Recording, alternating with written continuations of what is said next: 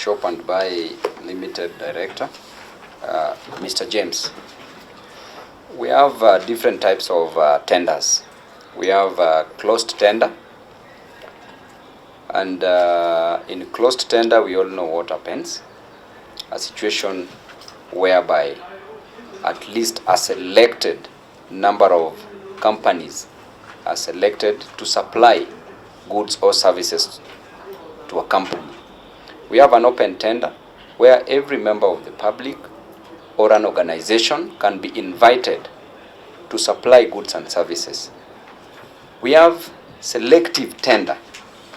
In selective tender, a supplier is selected and given specifications on the goods and services to supply. And we have a negotiated tender. And in this type of tendering, mainly occurs in matters construction and engineering matters. So, you having worked on the 29th of April with a request to supply COVID-19 items to KEMSA, then on the 30th of the same month of April 2020, you are given a confirmation, a commitment letter that you are overqualified to supply COVID-19 items. In these four types of tendering process, a tender occurring within a day does not qualify in any of the four types of the tenders. And we all know that the KEMSA tenders involved an open tender where members were invited and organizations were invited. So with that alone, it tells us that there was malice, a forethought in this tendering process. And I would like you to explain how one could walk into an organization on the 29th of April 2020 with a request to supply, and then on the 20th of April 2020, you already awarded.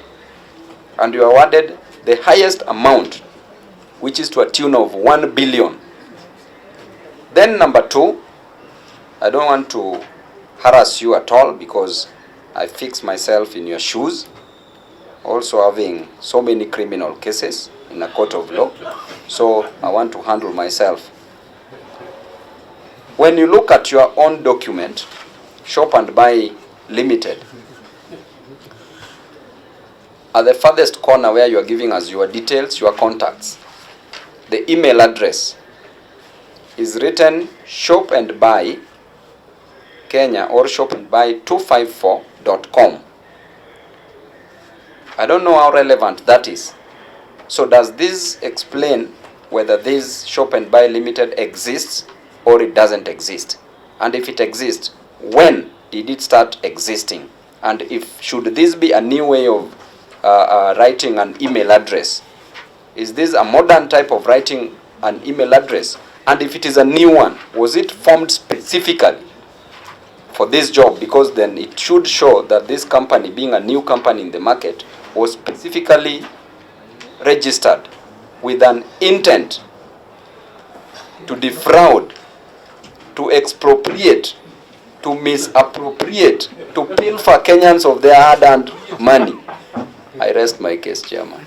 All right. Yes.